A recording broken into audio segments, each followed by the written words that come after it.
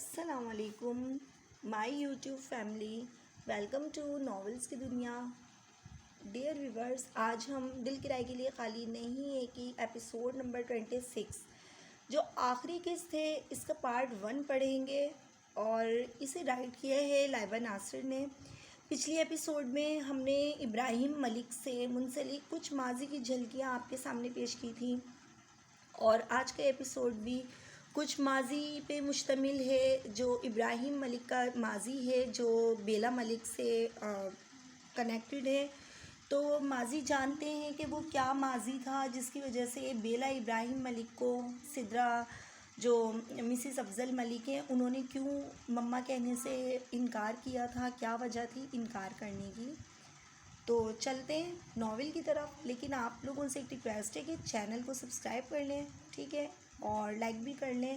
میں آپ لوگوں کے لیے مزید اچھے اچھے ناولز لے کے آتی رہوں گی، اور اگر آپ کو کوئی ڈیمانڈ کرنی ہے، ناول ریڈ کروانا ہے، تو آپ مجھے کمنٹ سیکشن میں بتا سکتے ہیں۔ میں پوری کوشش کروں گی آپ کی ڈیمانڈ پورا کرنے کی۔ چلتے ہیں ناول کی طرف۔ گہری سرد راتیں انہیں ہمیشہ خوف میں مبتلا کر دیتی تھیں۔ آج بھی وہی سرد رات تھی۔ وہ منجمد نگاہیں اور بے ترتیب دھڑکن لیے اپنی باہوں میں بے سود پڑی اس لڑکی کو دیکھ رہے تھے۔ یہ وہ لڑکی تھی جسے پچھلے 2 برس سے ان کی نگاہیں لمحہ لمحہ تلاش کرتی تھیں، جس کے ملنے کی امید معدوم ہوتی اب ختم ہو گئی تھی۔ کانپتے ہاتھوں سے اس کا رخ اپنی جانب کیا۔ وہ تو اس کا نام تک نہیں جانتے تھے، لیکن دل اس کی اس حالت پر پھٹنے کے قریب تھا۔ احتیاط سے اسے بازوؤں میں اٹھائے وہ گاڑی کی جانب بڑھے۔ بارش مزید شدت اختیار کر گئی تھی۔ برستی بارش میں دھندلی نگاہوں کو بار بار صاف کرتے وہ وقفے وقفے سے اس کی نبض بھی دیکھ رہے تھے۔ ہمیں نہیں بچائیں، ہمیں نہیں بچائیں، وہ اکھڑتی سانسوں کے درمیان بے ربط سے جملے ادا کر رہی تھی۔ وہ اس کے لفظوں کو کہاں سن رہے تھے، وہ تو فقط اس کے ہلتے لب دیکھ رہے تھے، جس میں سے نکلتے الفاظ ان کی روح کھینچ رہے تھے۔ ہمیں نہیں بچائیں پلیز۔ وہ نیم غنودگی میں بارہا ایک ہی جملہ دہراتی افضل ملک کی سانسیں تھمنے پر مجبور کر رہی تھی۔ یہ لڑکی جو چپکے سے دل کی سلطنت پر قابض ہو گئی تھی، جس کا وہ نہ نام جانتے تھے نہ پتہ، لیکن ان کی نگاہیں اس چہرے کو پہچانتی تھی، یہ چہرہ جس کے بعد انہیں کوئی اور چہرہ لبھا نہ سکا۔ وہ اسے لیے اسپتال آئے تھے۔ اس کی حالت کے پیش نظر اسے ایمرجنسی میں لے گئے تھے۔ وہ اسپتال کے ٹھنڈے کوریڈور میں بینچ میں بیٹھے نہ جانے کیا سوچ رہے تھے۔ وہ شادی شدہ تھے، ایک بچی کے باپ تھے، لیکن یہ لڑکی جو آج اس حالت میں انہیں ملی تھی ان کی روح سے جڑی تھی۔ کچھ دیر میں ڈاکٹر نے ان کی گود میں نرم و نازک سا وہ گل گودھنا وجود دیا تھا جو ان کی جینے کی وجہ بن گئی تھی۔ وہ گلابی گڑیا ہو بہو اس لڑکی کا عکس تھی۔ افضل ملک کا عشق، ان کی محبت، ان کے قرب، ہر احساس کی ترجمانی وہی لڑکی ہی تو تھی۔ چند گھنٹے بعد اسے روم میں شفٹ کر دیا گیا تھا۔ وہ اس بچی کو لیے دھیرے سے دروازہ کھولتے روم میں داخل ہوئے۔ سامنے ہی وہ بے سود سی لیٹی ہوئی تھی۔ یہ وہ تو نہیں جسے وہ پچھلے 2 برس سے جیتے چلے آ رہے تھے، اڑتی مچلتی اتراتی خوش رنگ تتلی کی مانند۔ یہ تو کوئی اور ہی تھی۔ گلابی رنگت کی شادابی جانے کہاں گم ہو گئی تھی۔ بال بکھرے ہوئے تھے، چہرے پر جگہ جگہ نشان تھے۔ وہ کتنے ہی لمحے اسے تکتے رہے۔ اس کی آنکھیں کھولنے کی کوشش انہیں ہوش میں لائی تھی۔ وہ بغور انہیں دیکھتی اٹھ بیٹھی تھی۔ یکدم ہی شناسائی کی رمق اس کی آنکھوں میں ابھری تھی۔ اس شخص کو وہ کیسے بھول سکتی تھی؟ جب کسی مصیبت میں پھنسی تھی، قسمت اسے اسی شخص کے پاس لے آئی تھی۔ افضل ملک، وہ جانتی تھی اس شخص کو۔ اس شخص جیسا کوئی ہی تو وہ دعاؤں میں مانگنے لگی تھی۔ وہ خاموشی سے بچی اس کی گود میں دیتے اس کے قریب رکھی کرسی پر بیٹھ گئے تھے۔ اس بچی کو سینے سے لگائے وہ پھوٹ پھوٹ کر رو دی تھی۔ انہیں اس سے کچھ پوچھنے کی ضرورت محسوس نہیں ہوئی تھی۔ اس کی حالت اور اس کا رونا چیخ چیخ کر اس کی داستان بتا رہا تھا۔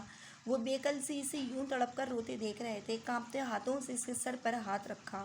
مہربان لمس پاتے ہی وہ مزید بکھرتی چلی گئی۔ 2 سال پہلے بھائی ہمیں جوئے میں ہار گیا۔ ہمارا تو کوئی تھا ہی نہیں، اس کے سوا اس کی پرواہ بھی نہیں کی اس نے۔ ہماری جان چلی جاتی صاحب، ہمیں کوئی پرواہ نہیں تھی، لیکن عزت نہیں جانی چاہیے تھی۔ اور اس رات وہ بری طرح سسک رہی تھی۔ وہ تڑپ کر آگے بڑھتے ہی اسے سینے سے لگا گئے تھے۔ ان کی آنکھوں سے آنسو اس کے بالوں میں ضبط ہو رہے تھے۔ ہماری حالت بہتر ہوتے ہی ہم وہاں سے بھاگ گئے تھے، لیکن اس غلیظ وجود نے پیچھا نہیں چھوڑا ہمارا۔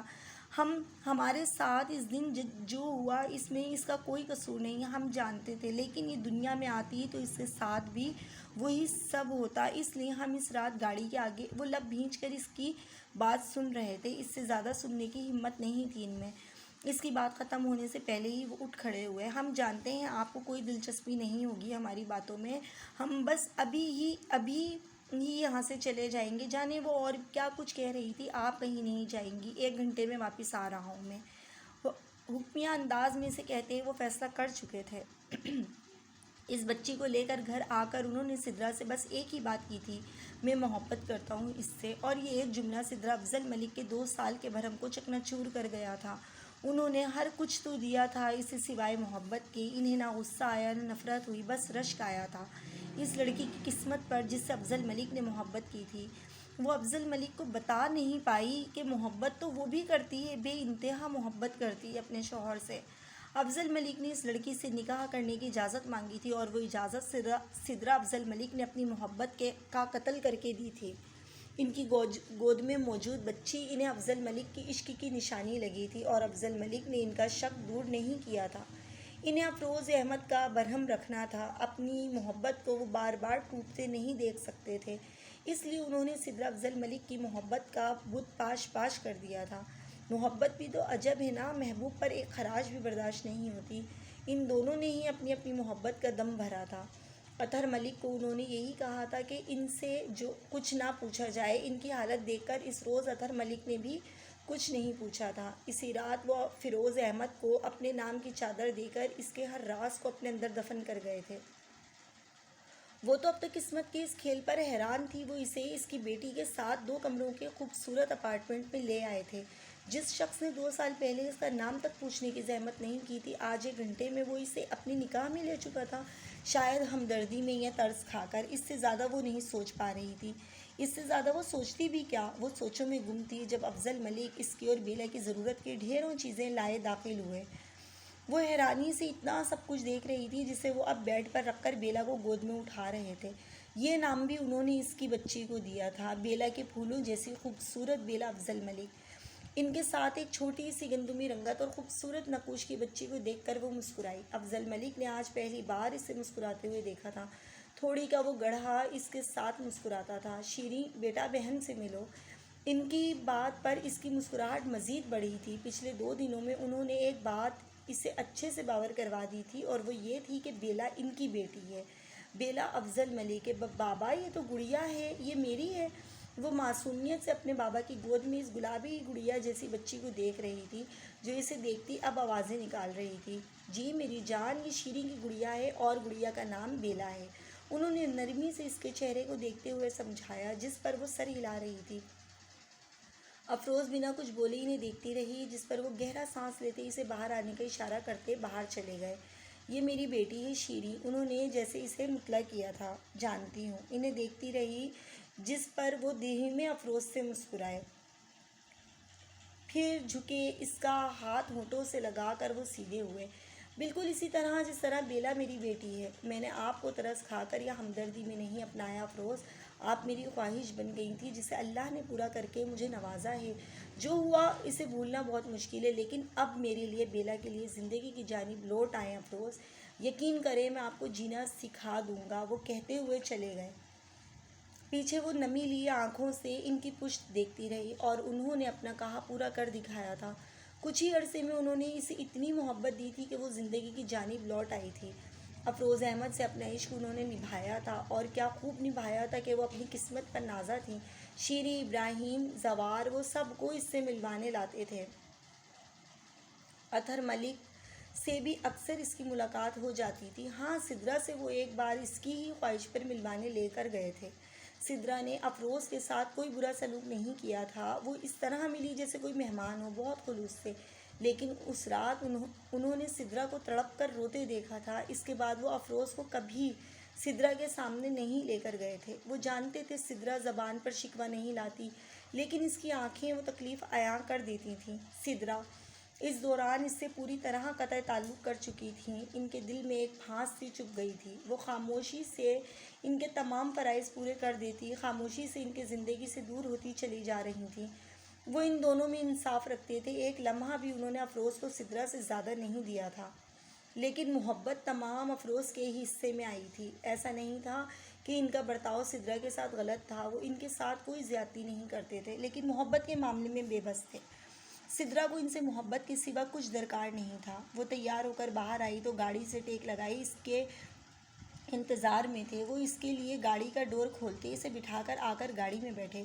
گاڑی کی سپیڈ بہت تیز تھی، جس سے تیز ہوا گاڑی کی کھلی ونڈو سے اندر آ رہی تھی، ایسی ٹھنڈی ہوا جو بندے کو کپکپا کر رکھ دیتی۔ لیکن وہ ہوا کو اپنے اندر محسوس کرتے ہوئے مسکرائی، اسے اچھی لگ رہی تھی یہ ٹھنڈی ہوائیں۔ انہوں نے محبت سے اسے دیکھا۔ وہ اسی لیے پارک میں آ گئے۔ پارک میں صبح کے وقت رش نہ ہونے کے برابر تھا۔ جانتی ہیں آپ میرے لیے ان ہواؤں جیسی ہیں، بہت محسور کن، بہت خاص۔ آپ کے ساتھ ہوتا ہوں تو وقت پر لگا کر گزر جاتا ہے، لمحہ لمحہ تھام لینے کو جی چاہتا ہے۔ انہوں نے اس کا ہاتھ تھامتے ہوئے گمگیر لہجے میں کہا۔ افروز نے اپنے ہاتھ کو دیکھا جو ان کے ہاتھ میں چھپ سا گیا تھا۔ اس کا دل دھڑکتا تھا ان کے یوں اظہار کرنے پر۔ وہ اس کی نظروں کے ارتکاز پر مسکرائے۔ زندگی کے وہ حسین دن جنہیں وہ تھام لینا چاہتے تھے، وہ ہوا کسی تیزی سے گزرتے چلے گئے۔ افروز دن بدن کمزور ہوتی جا رہی تھی۔ اسے قلق تھا، سدرا سے اس کی محبت چھین لینے کا قلق۔ وہ خود کو قصوروار سمجھتی تھی، اور یہ پچھتاوا، یہ دکھ اسے اندر ہی اندر کھاتا چلا جا رہا تھا۔ افروز ملک کی محبت جتنی شدید ہوتی جا رہی تھی، افضل ملک کی محبت جتنی شدید ہوتی جا رہی تھی، اس کا دکھ اتنا ہی بڑھتا جا رہا تھا۔ نہ جانے کیا کہہ کر اس نے اطہر ملک کو راضی کیا تھا کہ وہ اس کی بیلا کا نکاح اپنے شہزادے سے کر دیں۔ اپنی زندگی میں وہ ابراہیم ملک کے ہاتھوں میں اپنی بیلا تھما گئی تھی۔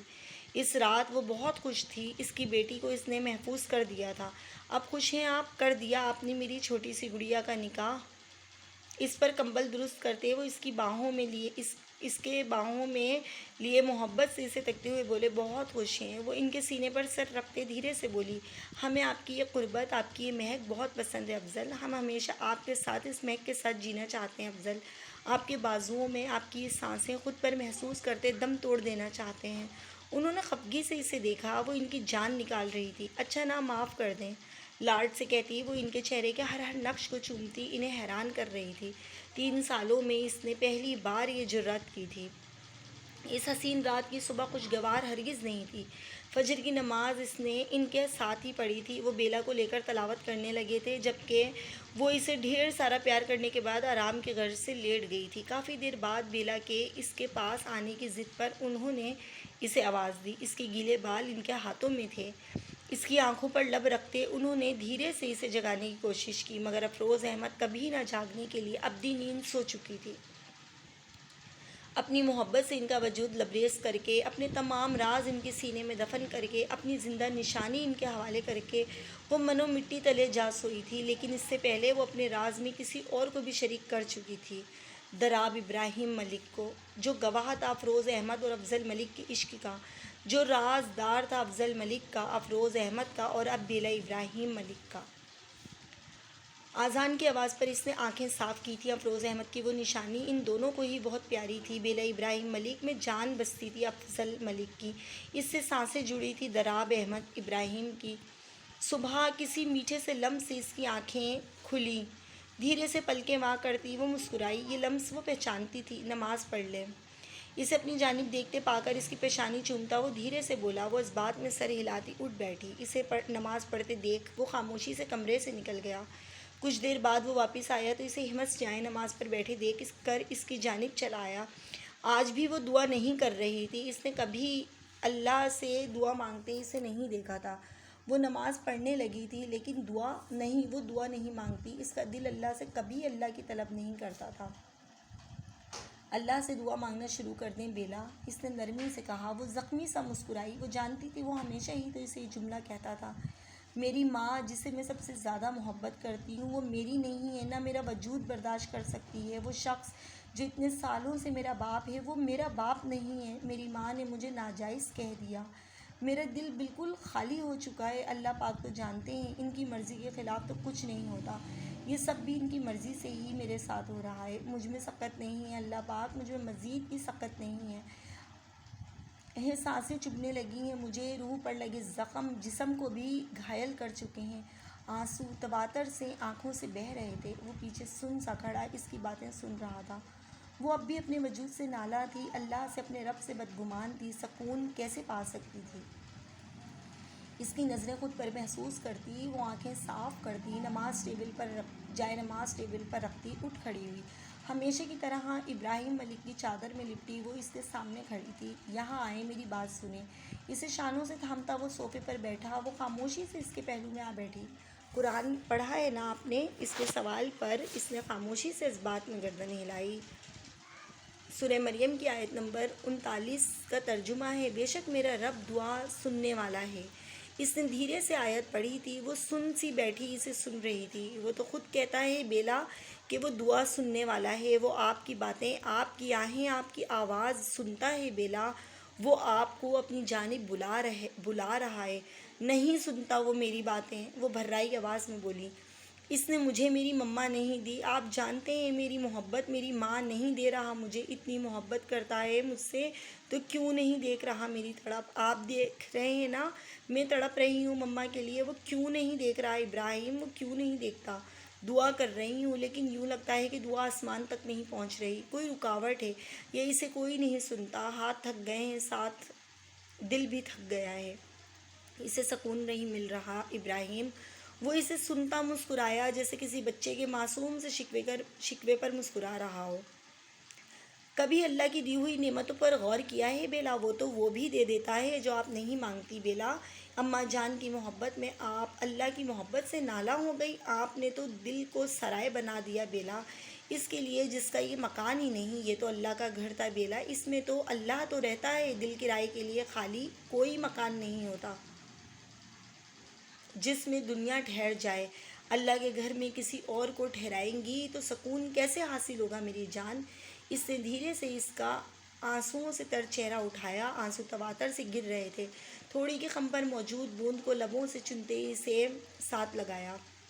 ایسا ہوتا ہے دعا میں رکاوٹ بھی آ سکتی ہے، دیر بھی ہو سکتی ہے، لیکن ایسا نہیں ہے کہ اللہ آپ کی دعا نہیں سن رہا، وہ بس غافل دل کی دعا نہیں سنتا بیلا۔ ہم اپنی دعا میں غفلت پتہ ہے کب کرتے ہیں؟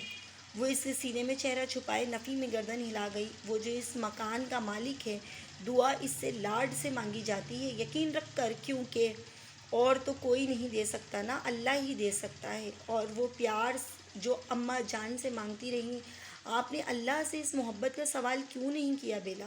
اس کے سوال پر وہ مزید بری طرح رونے لگی۔ سچ ہی تو کہہ رہا تھا وہ، اس نے اللہ سے کب مانگا؟ سدرا سے ان کی محبت کے لیے تڑپتی رہی، اللہ سے تو سوال ہی نہیں کیا۔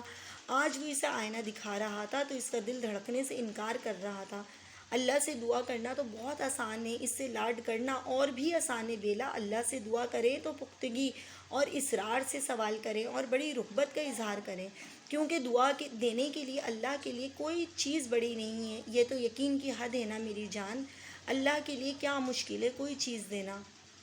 اس کے سینے میں سر چھپائے وہ پھر سے نفی میں گردن ہلاتی مزید شدت سے رو رہی تھی۔ وہ اسے خاموش نہیں کروا رہا تھا، وہ جانتا تھا یہ آنسو ندامت کے آنسو تھے، انہیں بہہ جانا چاہیے تھا، انہوں نے تو کن کہنا ہے اور آپ کا کام ہو جانا ہے۔ وہ اس بات میں گردن ہلاتی اس کی چادر میں گھس رہی تھی۔ ابراہیم کے لبوں پر مسکراہٹ ابھری، اس کی خوشبو کتنا خوبصورت احساس اس کے گرد بکھیر رہی تھی۔ اپنی پہلی فوقیت اللہ کو رکھیں ہر چیز میں اور ہر ایک کے سامنے، اللہ سنتا ہے، بے شک سنتا ہے۔ آپ نے کچھ مانگا ہے کبھی اللہ سے؟ اس کی چادر پر انگلی پھیرتی وہ دھیرے سے بولی، میں نے اللہ سے محبت مانگی ہے، اپنا ایمان مانگا ہے، اپنے ایمان کو مکمل کرنے کی دعا مانگی ہے اور اس نے میرا ایمان مکمل کر دیا۔ آپ میرے ایمان کا حصہ ہیں بیلا، جسے میں نے راتوں کو اٹھ کر نمازوں میں اس رب سے مانگا ہے جس وقت آپ کی گہری سیاہ آنکھوں میں سیاہ بدلیوں سا وحشت ناک قرب رقصہ تھا تو مجھے اس قرب سے بھی محبت تھی۔ آپ سمجھ رہی ہیں نا؟ اس کی کالی آنکھوں میں جھانکتے اس نے دھیرے سے پوچھا۔ ان آنکھوں میں آج قرب نہیں تھا، عشق تھا، محبت تھی، ابراہیم ملک کی محبت۔ اور آج جب ان آنکھوں میں میری محبت کے رنگ ہیں تو مجھے ان رنگوں سے عشق ہے۔ وہ مسکرائی۔ آپ کو بیلا ابراہیم ملک سے عشق ہے؟ اس نے سر کو خم دیتے گویا تسلیم کیا تھا۔ وہ غلط تو نہیں کہہ رہی تھی، اسے محبت تھی بیلا سے، اس کی خوشبو سے، اس کی آنکھوں سے، اس کی مسکراہٹ سے، ان اٹھتی گرتی رقص کرتی پلکوں سے، اس کی تھوڑی کی اس خم سے وہ مسکرایا، اور وہ اس کی مسکراہٹ میں کہیں کھو سی گئی تھی۔ کم بخت مسکراتا کتنا پیارا ہے۔ اس کے دل نے ایک بیٹ مس کی تھی، اظہار اس نے آج بھی نہیں کیا تھا۔ اس کے لیے ابراہیم ملک کو مزید انتظار کرنا تھا۔ شیریں، وہ بیڈ گراؤنڈ سے ٹیک لگائے آنکھیں موندے بیٹھی تھی، اس کی آواز پر اسے دیکھنے لگی۔ بلیک ٹراؤزر پر بلیک ہی شرٹ پہنے، بالوں کو اوپر کی جانب سیٹ کیے وہ اس کی جانب ہی دیکھ رہا تھا۔ شیریں، طبیعت ٹھیک نہیں ہے کیا؟ گال پر نرمی سے ہاتھ کی پشت پھیرتے وہ نرم لہجے میں بولا۔ کچھ دیر پہلے ہی وہ ناشتے کے بعد کمرے میں آئی تھی۔ اس واقعے کو آج 4 دن ہو گئے تھے۔ سدرا بیگم کمرے سے نہیں نکلی تھیں، باقی سب بھی خاموشی سے ناشتہ کر کے آفس کے لیے نکل گئے تھے۔ بیلا کو ابراہیم نے کمرے میں ہی ناشتہ کروا دیا تھا۔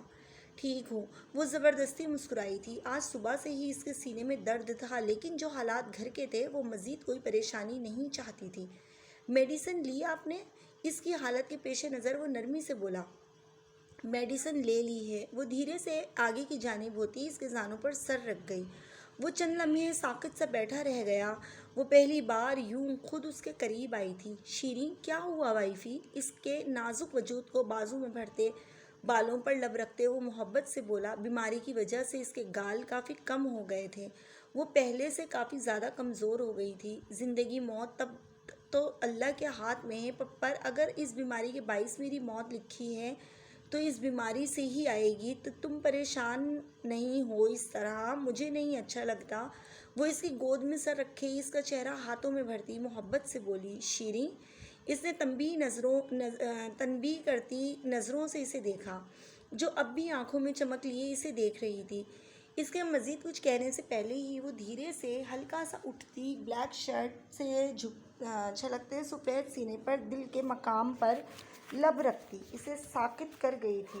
کئی لمحے وہ کچھ کہنے کے قابل نہیں رہا تھا، جبکہ وہ اپنے اس عمل پر خود ہی حیا سے سرخ ہوئی، رخ موڑ کر تکیے میں منہ چھپا گئی تھی۔ زوار کے لب مسکراہٹ میں ڈھلے۔ اس عمل کے لیے اس نے کتنی ہمت کا مظاہرہ کیا ہے وہ جانتا تھا۔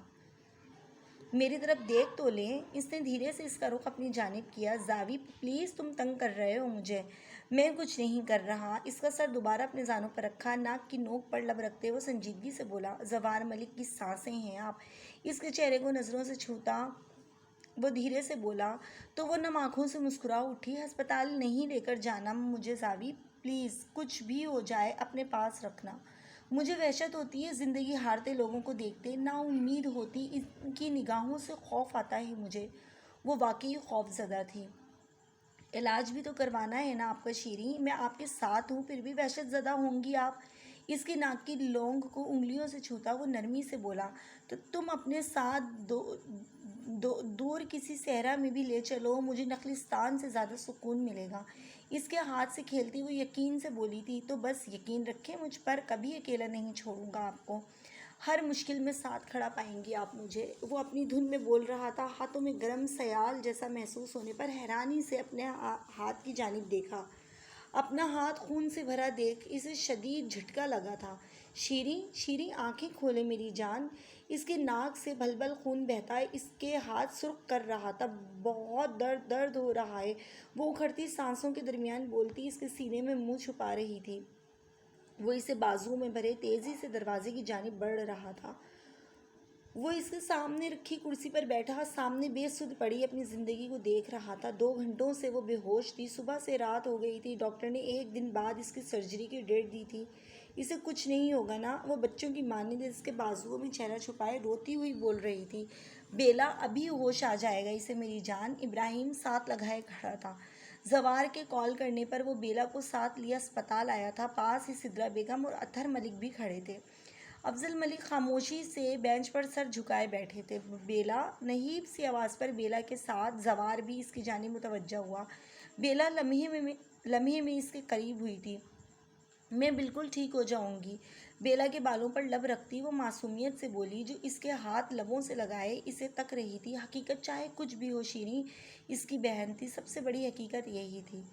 نرس کمرے میں داخل ہوئی تو ابراہیم بیلا کو لیے باہر چلا گیا۔ ڈرپ اس کے بازوؤں میں لگانے کے بعد وہ ٹونسلرز لیے اس کی جانب بڑھی تھی۔ آپ میری سانسیں ہیں شیریں، آپ کی ناک بہت پیاری ہے۔ زوار کے کہے جملے اس کی سماعت میں گونج رہے تھے۔ میٹھا سا لمس ناک کی نوک پر محسوس ہو رہا تھا جن پہ پیار کر کے وہ اکثر اسے محسوس کرواتا تھا کہ اس کی ناک بہت پیاری ہے۔ اس نے تڑپ کر زوار کی جانب دیکھا، پھر ناک کے پاس 2 نالیاں لاتی نرس کو دیکھتی۔ وہ کچھ نہ بول کر بھی اسے بہت کچھ سمجھا رہی تھی۔ مجھے اس کی ضرورت نہیں ہے۔ نرس حیرت سے اس پاگل سر پھری لڑکی کو دیکھ رہی تھی جیسے اس کی دماغی حالت پر شبہ ہو۔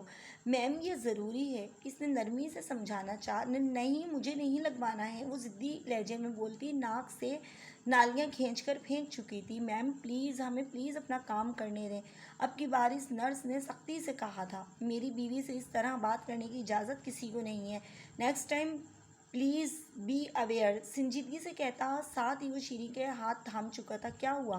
نرم مگر سنجیدہ لہجے میں سوال کیا گیا تھا۔ میں نہیں لگوانا چاہتی، اکھڑی سانسوں کے درمیان آنسو ضبط کرتی وہ دھیرے سے بولی۔ اسے سانس لینے میں تکلیف ہو رہی تھی۔ زوار نے گہری سنجیدگی سے اس کی جانب دیکھا۔ وہ اس کی جانب نہیں دیکھ رہی تھی۔ وہ نہ بھی بتاتی تو وہ جانتا تھا وہ کیوں نہیں لگوا رہی۔ سانس لینے میں تکلیف ہو رہی ہے نا؟ اس کا رخ اپنی جانب کرتے وہ نرم لہجے میں بولا۔ تو تم نے کہا تھا میں تمہاری سانسیں ہوں، پھر اب کیوں یہ سب کر رہے ہو زاوی؟ تم بھی نہیں سمجھ رہے، مجھے یہ نہیں چاہیے۔ میم یہ ضروری۔ نرس نے کچھ کہنا چاہا، اس سے پہلے ہی زوار نے ہاتھ کے اشارے سے اسے مزید کچھ کہنے سے منع کیا۔ نرس کے ہاتھوں سے نوٹرلز لے کر وہ اس کی جانب آیا جو ڈبڈبائی نگاہوں سے اس کی جانب دیکھ رہی تھی۔ مجھے میری بیوی کی ناک بہت پسند ہے، اس کا یہ مطلب بالکل نہیں کہ میری بیوی ٹریٹمنٹ نہ کرنے دیں۔ ہلکا سا اس کی جانب جھکتے اس نے غیر محسوس سے سرگوشی کی۔ اس کی بات پر شیریں نے حیرت سے اس کی جانب دیکھا جو نرمی سے نوسٹرلز اس کی ناک پر لگاتا ان نالیوں کا دوسرا سرا نرس کے ہاتھوں میں دے چکا تھا جو رشک سے اس معمولی صورت کی لڑکی کو تک رہی تھی۔ وہ تکلیف سے سسکی تھی۔ زوار نے نرمی سے ماتھے پر ہاتھ رکھا، وہ جیسے اسے اپنی موجودگی کا یقین دلا رہا تھا۔ تکلیف کے باوجود اس کے لب مسکراہٹ میں ڈھلے تھے۔ زاوی! نرس کے جانے کے بعد اس نے دھیرے سے اسے پکارا، زاوی کی جان۔ زوار نے ضبط سے اس کی جانب دیکھا۔ اس وقت رات کے 1 بج رہے تھے، اگلے 4 گھنٹوں میں اس کی سرجری تھی۔ اسے اس طرح نالیوں میں جکڑے دیکھ کر اپنے دل کی حالت سے وہی واقف تھا۔ کچھ نہیں ہوگا آپ کو، اس کے ہاتھ لبوں سے لگاتے وہ اس سے زیادہ خود کو تسلی دے رہا تھا۔ اس کی مسکراہٹ مزید گہری ہوئی۔ زوار نے زخمی نگاہوں سے اس کی پھیکی پڑتی مسکراہٹ دیکھی جو مسکراتی ہوئی اس بات میں گردن ہلا رہی تھی۔ میرے پاس رہو، وہ بہت مشکل سے بول رہی تھی لیکن اس وقت اس سے بھی بہت سی باتیں کرنا چاہتی تھی۔ وہ بھی سمجھتے ہوئے اس کے پاس بیٹھ گیا۔ بہت درد کیا ہے کیا؟ ہمیشہ کی طرح ناک کی نوک پر لب رکھتے وہ دھیرے سے بولا۔ نہیں، وہ بامشکل مسکرائی۔ مجھے ہے۔ اس نے دھیرے سے اس کی آنکھوں پر لب رکھے دھیمی سی مسکراہٹ لیے وہ اس کی مساحی محسوس کر رہی تھی۔ اس کے وجود کی حدت سے تمام تکلیف دور ہو گئی تھی۔ وہ بہت نرمی سے اپنا لمس اس کے ہر نقش پر چھوڑ رہا تھا۔ وہ آنکھیں میچے اس کا لمس محسوس کر رہی تھی۔ زاوی! کافی دیر تک وہ پیچھے نہیں ہوا تو اس نے دھیرے سے پکارا، تھوڑی دیر مجھے رہنے دیں اپنے پاس شیریں۔ اس کے سینے پر سر رکھتے وہ بچوں کی مانند بول رہا تھا۔ میں ہوں نا تمہارے پاس؟ بھاری ہوتی سانسوں پر قابو پاتی اس کے بالوں میں انگلیاں پھیر کر بولی۔ مجھے آپ چاہیے ہیں شیریں، ہر لمحہ چاہیے ہیں۔ آپ جانتی ہیں نا شیریں، آپ میری سانسیں ہیں، مجھے میری سانسیں چاہیے، میں جینا چاہتا ہوں شیریں۔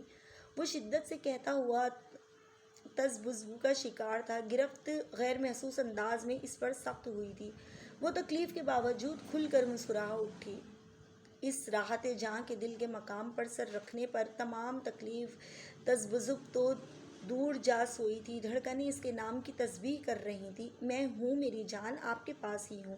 زوار کے بالوں پر لرزتے لب رکھتی وہ محبت سے بولی۔ وہ ہوش میں ہوتا تو اس کے الفاظ پر خوشی سے سر دھنتا، اس کی بھاری سانسوں پر وہ ہوش میں آتا، اس کے سینے سے سر اٹھا کر اسے دیکھنے لگا۔ اس کی سرخ ہوتی آنکھیں دیکھ کر وہ تڑپ اٹھی تھی۔ تم سے بہت پیار کرتی ہوں میں، وہ گہری سانس لے کر سانسیں مجتمع کرتی دھیرے سے بولی۔ وہ زخمی سا مسکرایا، جھک کر ماتھا چوم کر وہ اسے اپنا جواب دے چکا تھا۔ اس کی جانب دوبارہ دیکھنے کی غلطی نہیں کی تھی اس نے۔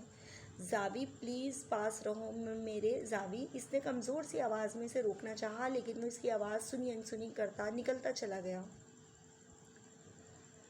صبح کے 5 بجے سب گھر والے ہی ہاسپٹل میں موجود تھے۔ ڈاکٹرز اندر آپریشن کی تیاری کر رہے تھے۔ سدرا بیگم خاموش سی بینچ پر بیٹھی تسبیح پڑھ رہی تھیں۔ ویران سی آنکھیں شیشے کے پار نظر آتی ساکت لیٹی شیریں پر ٹکی تھیں۔ دوسری جانب کھڑی بیلا کی نظریں ان پر ٹکی تھیں۔ دل میں آج بھی ایک بھانس سی چبھن اٹھ رہی تھی۔ کچھ ہی دیر میں وہ رخ موڑ چکی تھی۔ اس کی نظروں کا یہ لمحے بھر کا ارتکاز بھی ابراہیم کی نظروں سے مخفی نہیں رہا تھا۔ غیر محسوس انداز میں اس کی گرد بازو لپیٹے وہ اس کا رخ اپنی جانب کر چکا تھا۔ زوار نے دروازے کی جانب دیکھا جہاں اسٹریچر پہ اسے لے کر جایا جا رہا تھا۔ وہ تیزی سے شیریں کی جانب آیا۔ وہ بے ہوش تھی، اسے دیکھ نہیں رہی تھی۔ ناک سے نوسٹرلز نکال دی گئی تھی۔ وہ اس کی شیریں تھی جسے دیکھ کر وہ جیتا تھا۔ اسے یوں زندگی موت کے درمیان دیکھ کر اس کے دل کی حالت سے صرف اس کا رب ہی واقف تھا۔ صورتیں پڑھ کر اس پر حسار کرتے دھیرے سے اس کی پیشانی پر لب رکھے۔ ابراہیم کے اس کے کندھے پر ہاتھ رکھنے پر وہ پیچھے ہوا تھا۔ آپریشن شروع ہوئے 5 گھنٹے ہو گئے تھے۔ سدرا اور بیلا کی آنکھیں مسلسل نم تھیں۔ لائٹ ایک دم سے بجھی تھی۔ سب بجھتی لائٹ کو دیکھتے اٹھ کھڑے ہوئے۔ سب سے پہلے ابراہیم ڈاکٹر کی جانب بڑھا تھا۔ زوار تو وہ ساکت نگاہوں سے ڈاکٹر کے چہرے پر لکھی تحریر پڑھنے کی کوشش میں تھا۔ اس لمحے وہ بس اس کی سلامتی کی خبر سننا چاہتا تھا۔ مزید کوئی بھی لفظ اس کی سانسیں تھمنے پر مجبور کر سکتا تھا۔ آپریشن کامیاب رہا۔ چند گھنٹے انڈر آبزرویشن رکھنے کے بعد ہم شیریں کو وارڈ میں شفٹ کر دیں گے۔ وہ الفاظ نہیں تھے، زندگی کی نوید تھی جو وہاں کھڑے ہر شخص کو ملی تھی۔ بیلا ابراہیم کے سینے سے لگی رو دی تھی۔ افضل ملک نے بھیگی آنکھوں سے آسمان کی جانب دیکھا۔ ان کے رب نے نامراد نہیں لوٹایا تھا۔ زوار ہاسپٹل کے ٹھنڈے فرش پر سجدے میں گرا رو رہا تھا۔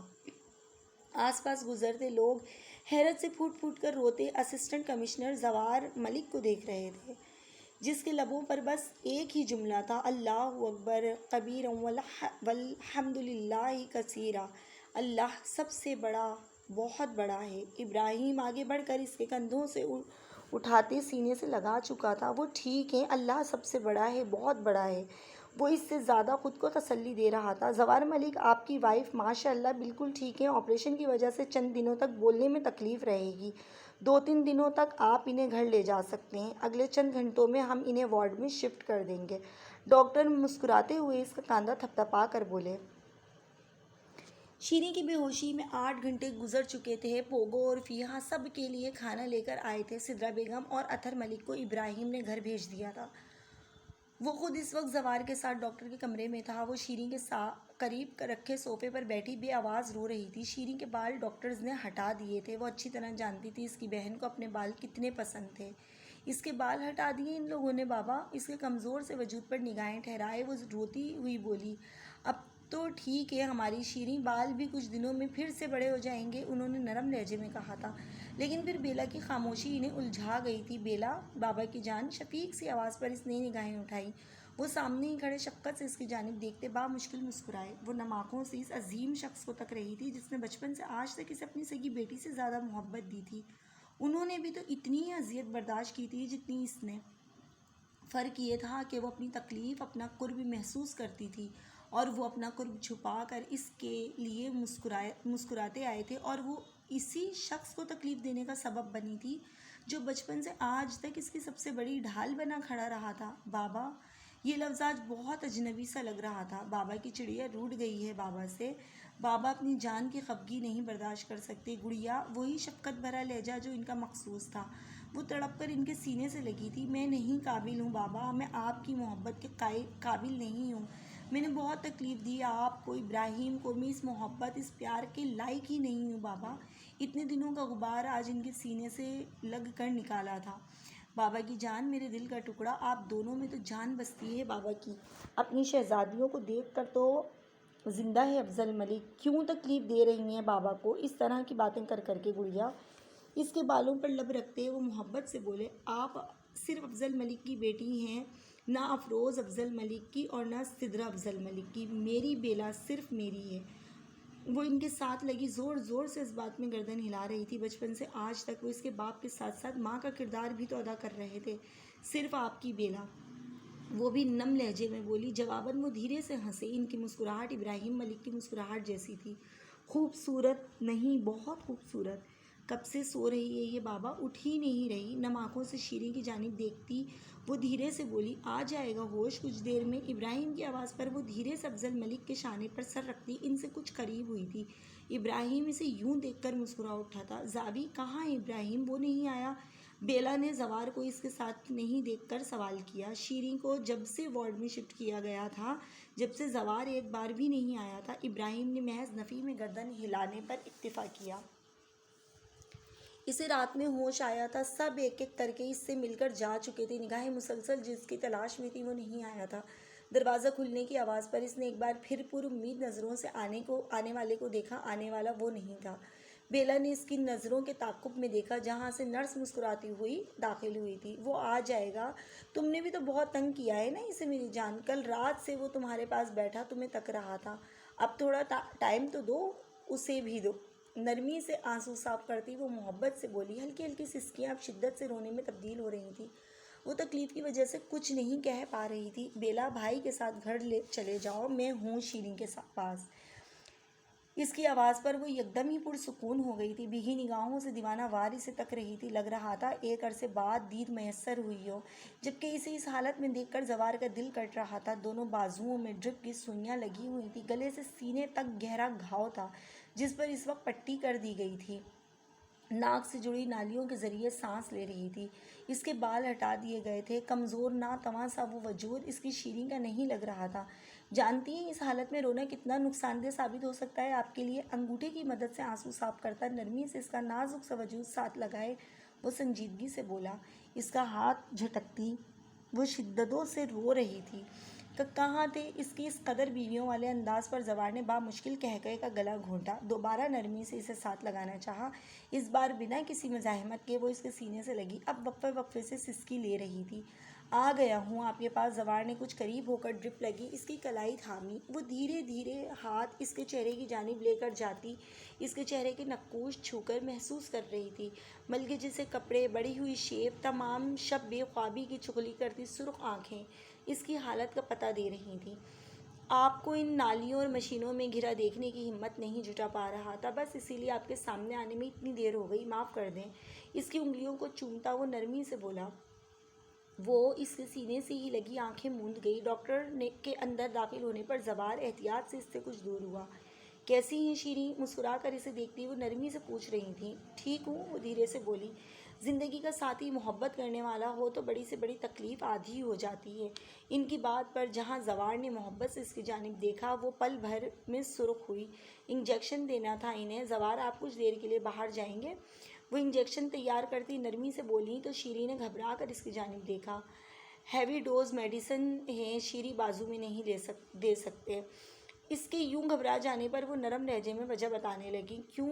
کوئی پرابلم نہیں ہے، آپ دیں انجیکشن، میں کچھ میڈیسنز چیک کر کے آتا ہوں اسٹور سے۔ ایک نظر سامنے خاموش لیٹی شیریں پر ڈال کر وہ کمرے سے نکل گیا۔ تقریباً 20 منٹ کے بعد وہ داخل ہوا تو آنکھیں موندے لیٹی ہوئی تھی۔ ڈاکٹر اب اس کی ناک سے نوسٹرلز نکال رہی تھی۔ ڈاکٹر کے جانے کے بعد وہ اس کے سامنے رکھی چیئر پر بیٹھ گیا۔ نرمی سے اس کے گال پر ہاتھ پھیرتے اس نے نرم سی مسکراہٹ اس کی جانب اچھالی۔ گھر کب جاؤں گی میں؟ اس کی انگلیوں سے کھیلتی وہ دھیرے سے بولی۔ لے جاؤں گا میں آپ کو گھر، ابھی آپ کو پراپر چیک اپ کی ضرورت ہے بھائی۔ سینے کے قریب سے زخم کا جائزہ لیتا وہ مصروف انداز میں بولا۔ وہ کسمسا کر کچھ دور ہوئی تھی۔ دیکھنے دیں مجھے۔ اس کا دور ہونا اچھا نہیں لگا۔ لہجے کی سختی محسوس کرتی وہ اس کی ہی انگلیاں مروڑتی پریشان سی ہوئی۔ ایک ہفتے اسپتال میں رہنے کے بعد آج وہ ڈسچارج ہو رہی تھی۔ کچھ دیر پہلے ہی بیلا کی مدد سے اس کا لایا ہوا جوڑا پہن چکی تھی۔ آسمانی رنگ کا سادہ سا جوڑا تھا جس کے ساتھ اس کا ہم رنگ دوپٹہ بھی تھا۔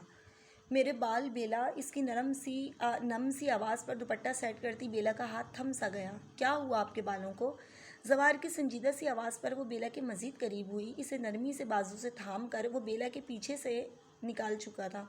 کیا ہوا بالوں کو؟ جواب دیں۔ اس کے چھوٹے چھوٹے سے بالوں کو سنجیدگی سے دیکھتے اس نے ایک لفظ زور دے کر کہا۔